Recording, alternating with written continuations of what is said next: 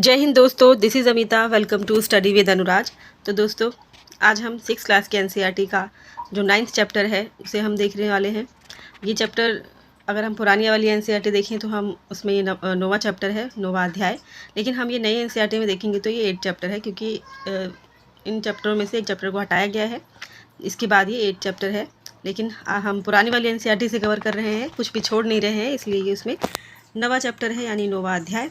तो चलिए बिना किसी देरी के पहले हम चैप्टर कवर कर लेते हैं, पढ़ लेते हैं, उसके बाद इसके हम हैंड रिटन नोट्स की तरफ बढ़ेंगे।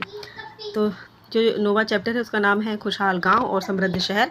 खुशहाल गांव और समृद्ध शहर यानी गांवों और शहरों के बारे में हम जानेंगे कैसे हुआ करते थे। ठीक है। अब लोहार की दुकान पे प्रभाकर है। प्रभाकर एक लड़का है जो कि लोहारों को काम करते देख रहा था। एक छोटी सी बेंच पर कुल्हाड़ी का हंसिया जैसे कि कुछ औजार बेचने के लिए रखे थे। ठीक है। और दूसरी ओर भट्टी जल रही थी। ठीक। और औजार बनाने के लिए 2 लोग लोहे की एक छड़ को गर्म करके उसे पीट रहे थे। प्रभाकर को ये सब बड़ा मज़ेदार लग रहा था देखने में। नेक्स्ट हम देखते हैं कि लोहे के औजार और खेती का आविष्कार वगैरह हम इसमें देखेंगे। देखिए, लोहे का जो प्रयोग है आज एक आम बात है, जबकि लोहे की जो चीज़ें हैं हमारी रोज़मर्रा की जो ज़िंदगी है उसका हिस्सा बन गई हैं। इस उपमहाद्वीप में लोहे का प्रयोग लगभग 3000 साल पहले शुरू हुआ था। लोहे का प्रयोग कब शुरू हुआ? लगभग 3000 साल पहले। ठीक है। महापाषाण कब्रों में लोहे के औजारों और हथियार बड़ी संख्या में मिले हैं। इसके बारे में हमने अध्याय 4 में पढ़ लिया था। ठीक है। अब करीब 2500 वर्ष पहले लोहे के औजारों के बढ़ते उपयोग का प्रमाण मिलता है। इनमें जंगलों को साफ करने के लिए कुल्हाड़ियाँ और जुताई के लिए हलों के फाल शामिल हैं। अध्याय 5 में हमने देखा था कि लोहे के जो फाल हैं वो लोहे के फाल के इस्तेमाल से कृषि का उत्पादन बढ़ गया था उस टाइम पे। ठीक है। कृषि उत्पादन बढ़ाने के लिए उठाए गए अन्य कदम क्या थे? सिंचाई। कृषि उत्पादन बढ़ाने के लिए पहले तो इसके लोहे के जो औजार वगैरह जुताई के लिए कुल्हाड़ियाँ यूज़ हुई। ठीक है। उसके बाद जुताई के साथ साथ कृषि उत्पादन बढ़ाने के लिए अन्य कदम भी उठाए गए, जैसे कि सिंचाई करना शुरू हो गया था। अब समृद्ध गांवों के बिना राजाओं तथा उनके राज्यों का बने रहना मुश्किल था। जिस तरह कृषि के विकास में नए औजार और रोपाई हमने अध्याय 5 में देखा था महत्वपूर्ण कदम थे, उसी तरह सिंचाई भी काफ़ी उपयोगी साबित हुई। इस समय सिंचाई के लिए नहरें, कुएं, तालाब तथा कृत्रिम जलाशय बनाए गए। क्या बनाए गए? अब सिंचाई के लिए कृत्रिम यानी कि जो मनुष्य द्वारा बनाए जाए, खुद से नहरें बनाई गई, कुएं एक तो प्राकृतिक होती है, एक मनुष्य द्वारा बनाई जाती है, कृत्रिम। ये सारी चीज़ें नहरें, कुएं, तालाब वगैरह बनाए जाने लगी। ठीक है। नेक्स्ट है कि इस चार्ट में तुम्हें सिंचाई से आए परिवर्तन दिखाए गए हैं। खाली स्थानों में सही वाक्य भरें, ऐसा कुछ आया हुआ ये। ठीक। लोगों द्वारा परिश्रम किया गया, किसानों को लाभ मिला क्योंकि अब उत्पादन की अनिश्चितता घट गई। ठीक है। कर अदा करने के लिए किसानों को उत्पादन बढ़ाना था और राजाओं ने सिंचाई की योजना बनाई और धन खर्च किया उस पर। ठीक। देखिए, नेक्स्ट है कि गाँवों में कौन रहते थे? इस महाद्वीप के दक्षिणी तथा उत्तरी हिस्से के अधिकांश गांवों में कम से कम 3 तरह के लोग रहते थे। कितने तरह के? 3 तरह के लोग रहते थे। तमिल का जो क्षेत्र था उसमें बड़े भूस्वामियों को वेलल्ला या साधारण हलवाहों को उड़वार और भूमिहीन जो मजदूर थे उनको दास यानी केडीसीआर और आदिमई कहलाते थे। क्या कहलाते थे? आदिमई। ठीक है। अब देश के जो उत्तरी हिस्से थे, ऊपर वाले हिस्से में गांव का प्रधान व्यक्ति ग्राम यानी कि भोजक कहलाता था। अक्सर एक ही परिवार के लोग इस पद पर कई पीढ़ियों तक बने रहे। ठीक है। बने रहते थे यानी कि यह पद क्या था? अनुवांशिक था। अब एक ही पद पे उसकी पीढ़ियां बनी रहेंगी तो क्या हो जाएगा? वो अनुवांशिक हो जाएगा। अब अनुवांशिक नहीं है, पहले अनुवांशिक हो जाता था। ग्राम भोजक के पद पर आमतौर पर गाँव का सबसे बड़ा भूस्वामी होता था। कौन होता था? ग्राम भोजक। सबसे बड़ा आमतौर पर भूस्वामी ही पाया जाता था। साधारणतया इनकी जो ज़मीन होती थी उस पर दास और मजदूर काम करते थे। इसके अतिरिक्त प्रभावशाली होने के कारण प्राय राजा भी कर वसूलने का काम इन्हें ही सौंप देते थे। राजा क्या करते थे? इन्हें कर वसूलने का काम भी सौंप दिया करते थे क्योंकि ये प्रभावशाली थे। ये न्यायाधीश का और कभी कभी पुलिस का भी काम करते थे। ये सारे काम किया करते थे उस टाइम पे। ठीक है। अब ग्राम भोजकों के अलावा अन्य स्वतंत्र कृषक भी होते थे। अब इनके अलावा कौन कौन थे गाँव में? कृषक भी थे जिन्हें गृहपति कहते थे। कृषकों को क्या कहा जाता था? गृहपति। इनमें ज़्यादातर छोटे किसान होते थे। इसके अतिरिक्त कुछ ऐसे स्त्री पुरुष थे जिनके पास अपनी ज़मीन नहीं होती थी। इनमें दास कर्मकार आते थे। जिन्हें दूसरों की ज़मीन पर काम करके अपनी जीविका चलानी पड़ती थी। ठीक है, कुछ ऐसे लोग भी थे। अधिकांश गाँवों में लोहार होते थे, कुम्हार, बढ़ई और बुनकर जैसे कुछ शिल्पकार हुआ करते थे।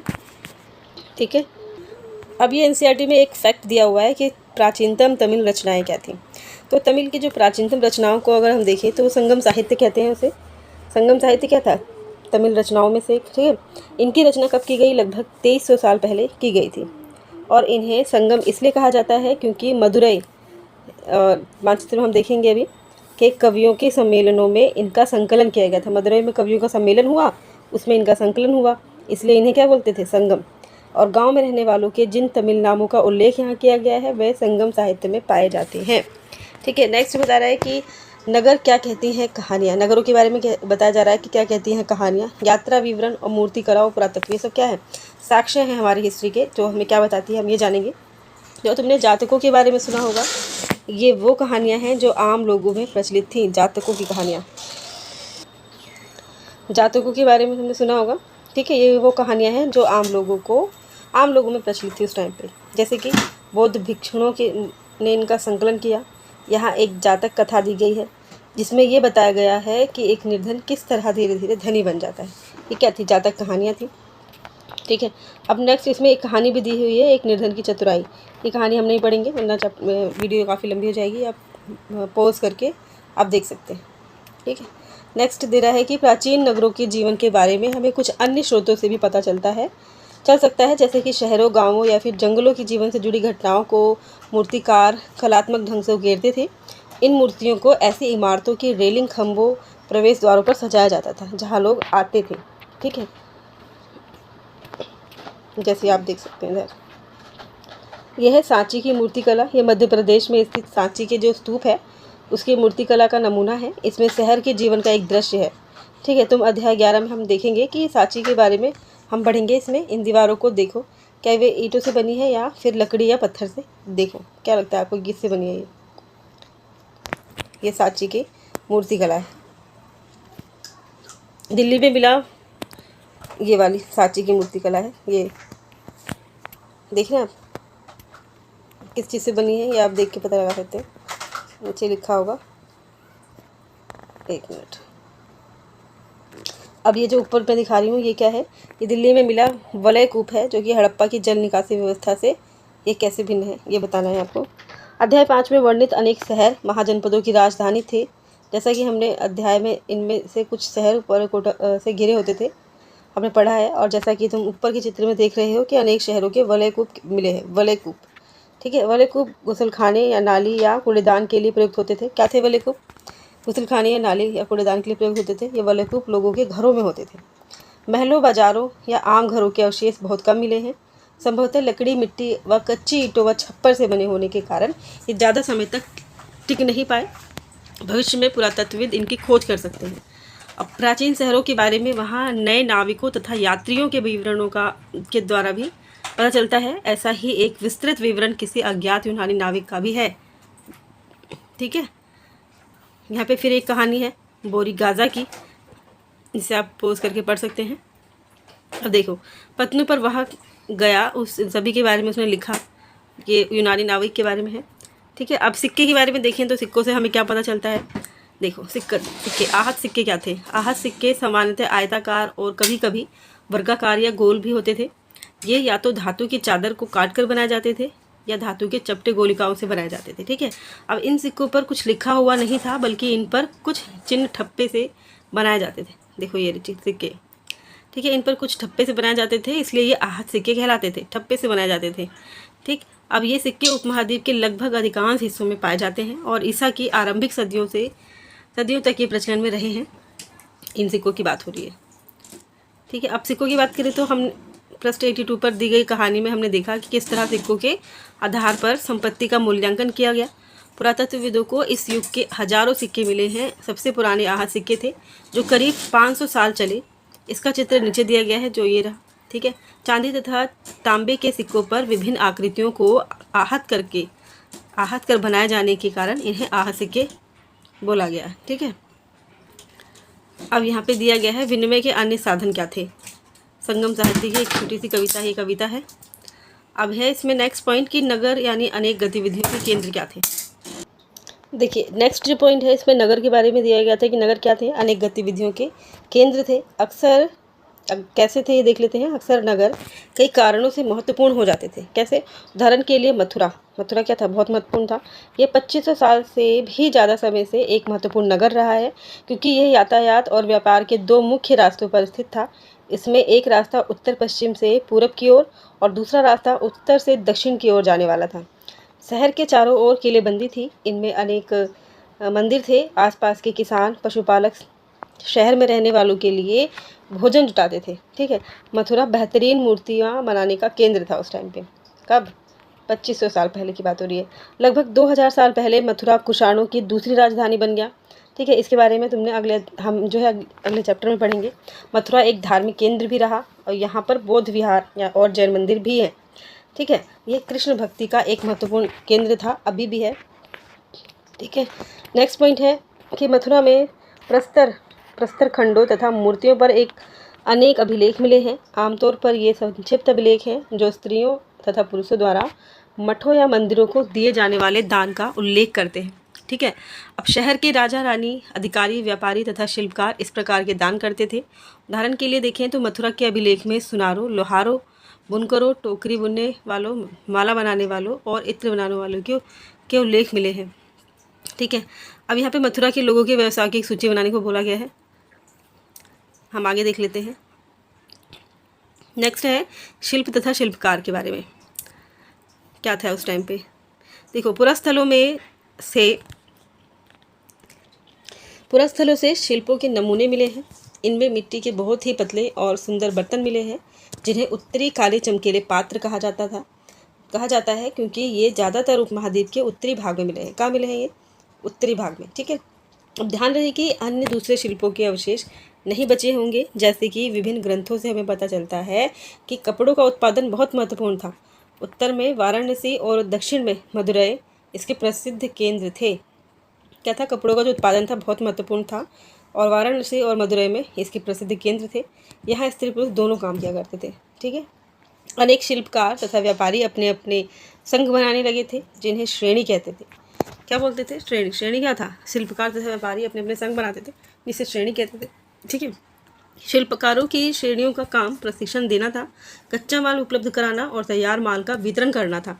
जबकि जो व्यापारियों की श्रेणी थी, श्रेणियाँ व्यापार का संचालन करती थी। श्रेणियाँ बैंकों के रूप में काम करती थी, जहाँ लोग पैसे जमा करते थे। इस धन का निवेश लाभ के लिए किया जाता था और उससे मिले लाभ का कुछ हिस्सा जमा करने वालों को लौटा दिया जाता था या फिर मठ आदि धार्मिक स्थानों को दिया जाता था। ठीक है। अब यहाँ सूत काटने और बुनने के कुछ नियम बताए गए हैं। ठीक है। जो कि हम ना ही पढ़े तो ज़्यादा ठीक है, क्योंकि ज़्यादा वीडियो लंबी हो जाएगी। हम मेन चीज़ों को पढ़ लेते हैं और हम वन लाइनर जब देखेंगे और नोट्स देखेंगे उसमें हम चीज़ों को कवर कर लेंगे, इंपॉर्टेंट चीज़ों को, वरना वीडियो ज़्यादा लंबी हो जाएगी। तो हम नेक्स्ट पॉइंट देख लेते हैं, जो कि सूक्ष्म निरीक्षण की बात करता है। अरिकामेडु की मानचित्र 7 पृष्ठ 105 में अरिकामेडु पुदुचेरी में कहाँ है? अरिकामेडु पुदुचेरी में है। आप मैप में ढूंढ सकते हैं। और पृष्ठ 88 में रोम के बारे में भी दी गई जानकारी। लगभग कब की बात हो रही है? 2200 से 1900 साल पहले अरिकामेडु का एक पतन था। अरिकामेडु क्या था? एक पतन था। यहाँ दूर दूर से आए जहाज़ों से सामान उतारे जाते थे। यहाँ ईंटों से बना एक ढांचा मिला है, जो संभवतः गोदाम रहा हो। और यहाँ भूमध्य सागरीय क्षेत्र के एम्फोरा जैसे पात्र मिले हैं। इसमें शराब या तेल जैसे तरल पदार्थ रखे जा सकते थे। इनमें दोनों तरफ से पकड़ने के लिए हत्थे लगे थे। साथ ही यहाँ एरेटाइन जैसे मुहर लगे लाल चमकदार बर्तन भी मिले हैं। कैसे बर्तन मिले हैं? तो एरेटाइन जैसे मुहर लगे हुए बर्तन मिले हैं, जो कि जिनका रंग कैसा था? रेड। इन्हें इटली के एक शहर के नाम पर एरेटाइन पात्र के नाम से जाना जाता है। इसे मुहर लगे सांचे पर गीली चिकनी मिट्टी को दबा करके बनाया जाता था। ठीक है। अब ऐसे बर्तन भी मिले हैं जिनका डिज़ाइन तो रोम का था, किंतु वे यहीं बनाए जाते थे। यहाँ रोमन लैंप, शीशे के बर्तन या रत्न भी मिले हैं। साथ ही छोटे छोटे कुंड मिले हैं, जो संभवतः कपड़े की रंगाई के पात्र होंगे। और यहाँ पर शीशे और अर्ध बहुमूल्य पत्थरों के मनके बनाने के पर्याप्त साक्ष्य भी पाए गए हैं। ठीक है। अभी देखिए ये क्या है? ये अभिलेख ही मिट्टी के बर्तन हैं। कई बर्तनों पर ब्राह्मी लिपि में अभिलेख मिले हैं। प्रारंभ में तमिल भाषा के लिए इसी लिपि का प्रयोग होता था। ठीक है, इसलिए इन्हें तमिल ब्राह्मी अभिलेख भी बोला जाता है, जैसा पिक में दिया हुआ है। अब यहाँ पे अन्यत्र की बात की गई है, रोम के बारे में। ठीक है, अब हमारा चैप्टर भी ये फिनिश हो चुका है। ये रोम के बारे में एक लाइन दी हुई है, फैक्ट दिया हुआ है, जिसे हम अपने नोट्स में कंप्लीट कर लेंगे। ठीक है जी, चलिए आज हमारा 9 चैप्टर भी हमने पढ़ लिया है। अब हम मिलते हैं अपने नेक्स्ट वीडियो में इसके नोट्स के साथ। तब तक के लिए thank you so much, bye, जय हिंद।